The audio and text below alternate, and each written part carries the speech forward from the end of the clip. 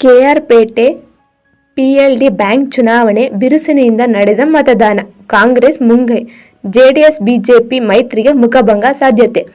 ಶಾಸಕ H. T. Manju, ಮಾಜಿ ಶಾಸಕರಾದ K. B. Chandrashekar, B. Prakash, PLD bank ಮಾಜಿ ಅಧ್ಯಕ್ಷರಾದ K. S. Basavegowda, K. B. Ravi, K. B. Eshwaraprasad, Kattekyathanahalli Pappanna, Hakkihebbalu Raghu, Bandehole Ashok, K. S. Ramegowda ಅವರಿಂದ ಮತದಾನ.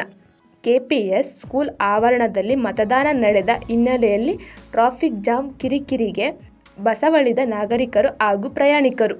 ರಸ್ತೆ ಸಂಚಾರ ನಿಯಂತ್ರಿಸಲು ಕಿಕ್ಕೇರಿ ಠಾಣಾ police inspector Revathi, town police station inspector Sumarani ಅವರಿಂದ ಹರಸಾಹಸ. ಮತದಾನ ಹಕ್ಕು ಚಲಾಯಿಸಲು ಸಾಗರೋಪಾದಿಯಲ್ಲಿ ಹರಿದು ಬಂದ ರೈತ ಬಾಂಧವರು ಹಾಗೂ ಷೇರುದಾರರು. ಮತದಾರರ ಪಟ್ಟಿಯಲ್ಲಿನ ಗೋಲ್ಮಾಲ್ನಿಂದಾಗಿ ಮತದಾರರ ಪಟ್ಟಿಯಿಂದ ಹೆಸರು ಬಿಟ್ಟು ಹೋಗಿ ಕಂಗಾಲಾದ ಷೇರುದಾರರು.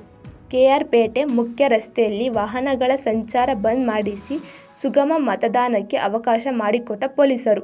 ಸಾಲಗಾರರಲ್ಲದ ಸಾಮಾನ್ಯ ಕ್ಷೇತ್ರಕ್ಕೆ ಪ್ರತಿಯೊಂದು ಮತಕ್ಕೆ 500 ರು ಹಾಗೂ ಸಾಲಗಾರರ ಕ್ಷೇತ್ರಕ್ಕೆ ಮತ ಹಾಕಿಸಿಕೊಳ್ಳಲು 2,000 ದಿಂದ 9,000 ರೂಪಾಯಿಯವರೆಗೆ ಲಂಚದ ಹಣ ಆಮಿಷವೊಡ್ಡಿ ಹಣದ ಹೊಳೆ ಹರಿಸಿ ಮತ ಹಾಕಿಸಿಕೊಂಡ ಅಭ್ಯರ್ಥಿಗಳು ಎಂದು ಪರಸ್ಪರ ಮಾತನಾಡಿಕೊಳ್ಳುತ್ತಿದ್ದರು. ಚುನಾವಣೆಯು ಸುಸೂತ್ರವಾಗಿ ನಡೆದಿದ್ದು, ಎಣಿಕೆ ನಡೆದು ಫಲಿತಾಂಶವೂ ಸಹ ಅಂದೇ ಹೊರಬೀಳಬೇಕಾಗಿತ್ತು.